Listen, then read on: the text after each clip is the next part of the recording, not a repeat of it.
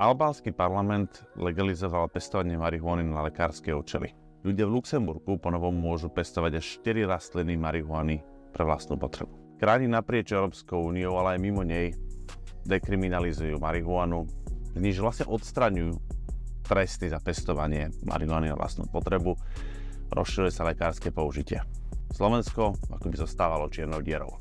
Je to niečo, čo ničí životy ľuďom, ako sú páni Vajcar a Šípoš, ktorí vyrábali mastičky, ničí životy mladým ľuďom, ktorých policajti chytia s ekvivalentom fľaša vína. Je niečo, čo povedať Slovensko zostáva v minulosti. Som presvedčený, že sa potrebujem posunúť dopredu, že už dnes potrebujem pripravať budúcnosť. Dekriminalizácia je začiatok. Dôležité rovnako je aj dávať mladým ľuďom možnosť robiť aktivity vo voľnom čase, tak ako to urobili na Islande a znížili tým potrebu alkoholu, ale aj ostatných drog u mladých ľudí.